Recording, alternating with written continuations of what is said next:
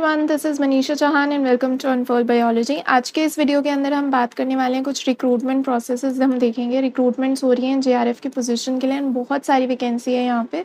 And इसके अंदर life science के स्टूडेंट्स हैं, बॉटनी के स्टूडेंट्स एप्लीकेबल हैं, देन एनवायरमेंटल साइंस के स्टूडेंट्स हैं, बहुत सारी पोजीशंस हैं। फॉरेस्ट्री, हॉर्टिकल्चर, सेरिकल्चर के स्टूडेंट्स भी एप्लीकेबल हैं।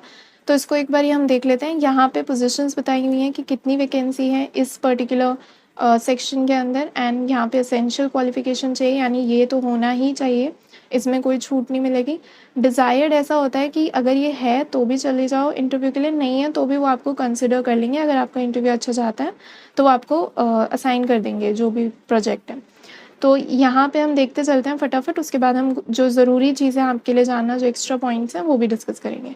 तो यहाँ पे एसेंशियल क्वालिफिकेशन दिया हुआ है। अगर आपने एमएससी की है ज्योग्राफी में, अप्लाइड ज्योग्राफी में, जियो इन्फॉर्मेटिक्स में, रिमोट सेंसिंग में, जीआईएस हो गया, रूरल प्लानिंग, अर्बन प्लानिंग, या कोई भी इक्विवेलेंट के केस में आपको अपनी यूनिवर्सिटी से ये लिखवा के देना पड़ेगा इनको कि आप जो भी सब्जेक्ट बोल रहे हो, आपका XYZ सब्जेक्ट है, आप बोल रहे हो कि वो इक्विवेलेंट है ज्योग्राफी से, तो आपको अपनी यूनिवर्सिटी से लिखवाना पड़ेगा कि हाँ ये वाला जो सब्जेक्ट है वो ज्योग्राफी से इक्विवेलेंट है, तो ये कंसिडर कर लेंगे। ऑल्सो आपको एक यहाँ पे नेट या गेट एटलीस्ट होना चाहिए। और भी एग्ज़ाम्स हैं उसके जो स्टूडेंट्स हैं वो भी एप्लीकेबल हैं यहाँ पे, उसकी हम लिस्ट देखेंगे। अगर आपके पास नेट गेट है तो भी एप्लीकेबल हो।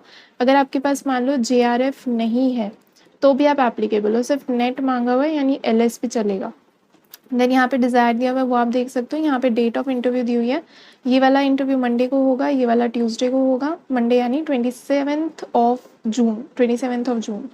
देन यहाँ पे 2 पोजीशंस हैं। एंड MSc अगर आपने किया है इन सारे सब्जेक्ट्स में, इसमें एनवायरमेंटल साइंसेज भी है, फॉरेस्ट्री भी है, तो भी आप अप्लाई कर सकते हो। NET GATE and JET again. Then यहाँ पे एक्सपीरियंस बताया हुआ है एंड ट्यूसडे को ये वाला इंटरव्यू होगा। देन आगे देखते हैं।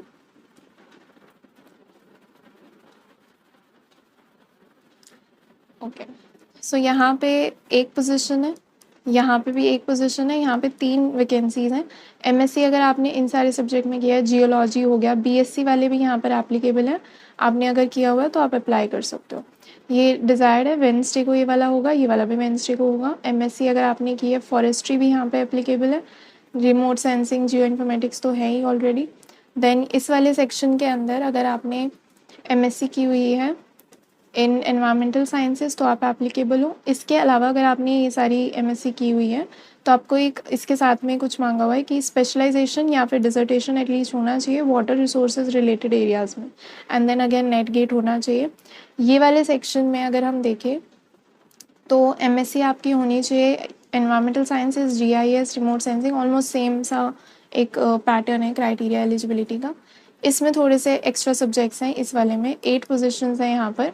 MSc अगर आपकी forestry, forest science, environmental sciences में है, इकोलॉजी या environmental sciences, environmental management, and here we have life science also, agriculture, forestry, biodiversity, botany also we have, remote sensing, GIS, geo informatics या फिर इसके इक्विवेलेंट। अगैन नेट गेट चाहिए या NJET हो तो भी चलेगा।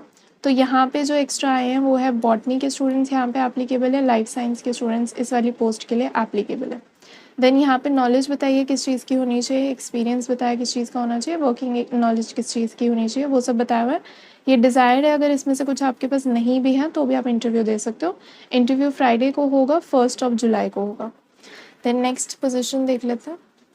यहाँ पे भी 9 पोजीशंस हैं। अगेन यहाँ पे botany, life science, sericulture, horticulture, forestry, agriculture, then we have environmental sciences, geology, applied geology, geography, physics वाले भी यहाँ पर एप्लीकेबल हैं, आप लोग अप्लाई कर सकते हो। ये MSc MTech वाली पोजीशंस दी हुई हैं, ये भी देख लेना। इसमें जियो इन्फॉर्मेटिक्स, कंप्यूटर साइंसेज वगैरह है। देन वर्किंग एक्सपीरियंस आपका होना चाहिए in applications of RS and GIS in agriculture. Next we have this one. इसमें 11 पोजीशंस हैं एंड इसके लिए जो स्टूडेंट्स एप्लीकेबल हैं वो MSc के स्टूडेंट्स जो हैं, remote sensing, geology, environmental sciences वगैरह वाले स्टूडेंट्स एप्लीकेबल हैं। अगर आपने किया हुआ है इन सब सब्जेक्ट्स में, अपना मास्टर्स किया हुआ है, तो आप यहाँ पे अप्लाई कर सकते हो। देन कुछ इंपॉर्टेंट चीज़ें हम देख लेते हैं। मैंने कहा था कुछ और एग्जाम्स हैं जिनको ये कंसिडर करते हैं। एक तो ये हो गया आपका नेट, जिसमें लेक्चररशिप होती है। देन आपका गेट हो गया, देन जैम हो गया, BET हो गया, बायोटेक्नोलॉजी एलिजिबिलिटी टेस्ट। उसके अलावा इनमें से आपके पास कोई भी अगर एग्ज़ाम है तो आप कंसिडर कर लिए जाओगे NJET भी, ठीक है। देन कुछ जनरल चीज़ें हैं जो आपको जानना ज़रूरी है कि अगर आपके एमएससी के बेसिस पे आप एडमिशन ले रहे हो तो आपके इतने मार्क्स एटलीस्ट होने चाहिए, 65% होने चाहिए। सीजीपीए अगर आपका है तो 6.84 सीजीपीए एटलीस्ट होना चाहिए 10 पॉइंट स्केल पे से, ठीक है। राउंडिंग ऑफ अलाउड नहीं है यहाँ पर। सिलेक्शन आपका इंटरव्यू के बेसिस पे होगा, प्योरली इंटरव्यू के बेसिस पे। आपके एमएससी के मार्क्स या बैचलर्स के मार्क्स वगैरह कंसिडर यहाँ पर नहीं किए जाएंगे। देन एज लिमिट की अगर हम बात करें तो मैक्सिमम एज लिमिट है 28, यानी कि जब आप इंटरव्यू देने जाओगे तो आप 28 ईयर्स के या फिर उससे कम के होने चाहिए, उससे ज़्यादा के नहीं होने चाहिए। 5 ईयर्स का रिलैक्सेशन आपको दिया हुआ है SC/ST वाली कैटेगरी से अगर आप हैं तो। 3 ईयर्स का रिलैक्सेशन OBC कैंडिडेट्स को दिया हुआ है। देन टेन्योर की अगर हम बात करें तो ये टेम्प्रेरी बेसिस पे जॉब है, ठीक है। एंड फेलोशिप अमाउंट यहाँ पर दिया हुआ है 31,000 होगा विद HRA वेरी करता है, बट 31,000 आपका फेलोशिप रहेगा। इसके अलावा आपको अप्लाई कैसे करना है, आपको कोई फॉर्म वगैरह नहीं भरना है, आपको डायरेक्टली जो वेन्यू गिवन है वहाँ पर जाना है। वेन्यू हम देखेंगे कहाँ पर है, डायरेक्टली वहाँ पर जाना है। लेकर क्या जाना है, अपना बायोडेटा लेकर जाना है, जितने भी रेलिवेंट जो ओरिजिनल डॉक्यूमेंट्स है वो सब लेके जाने हैं। सेल्फ अटेस्टेड फोटोकॉपीज़ भी डॉक्यूमेंट्स की आपको लेकर जानी है। बायोडेटा जो है वो प्रिंट आउट होना चाहिए, वो हैंड रिटन बायोडेटा एक्सेप्ट नहीं करेंगे। देन अगर मान लो आपको एक से ज़्यादा पोस्ट के लिए अप्लाई करना है, एक से ज़्यादा पोस्ट के लिए, तो आपको सेपरेट बायोडेटा इनको देना पड़ेगा। जब आप इंटरव्यू दोगे तो अलग अलग पोस्ट के लिए अलग अलग इंटरव्यू होगा, तो आपको अलग से बायोडेटा सबमिट करना पड़ेगा, तो आपको एक से ज़्यादा ही लेके जाना पड़ेगा।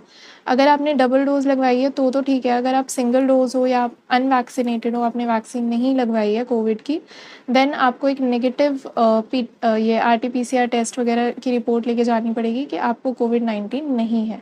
एंड ये जो रिपोर्ट है ये 72 आवर्स से ज़्यादा ओल्ड नहीं होनी चाहिए at the time of interview. जो स्टूडेंट्स पास आउट हैं सिर्फ वही अप्लाई कर सकते हैं, जो स्टूडेंट्स का रिजल्ट अवेटेड है वो अप्लाई यहाँ पर नहीं कर सकते हैं। एंड अदर देन दैट आप वहाँ पे ट्रैवल करोगे उसके लिए कोई भी TADA नहीं आपको अवेलेबल कराया जाएगा। यूजुअली क्या होता है, आप ट्रैवल करते हो तो आपको ट्रैवलिंग अलाउंसेस दिए जाते हैं, यहाँ पर आपको नहीं मिलेगा।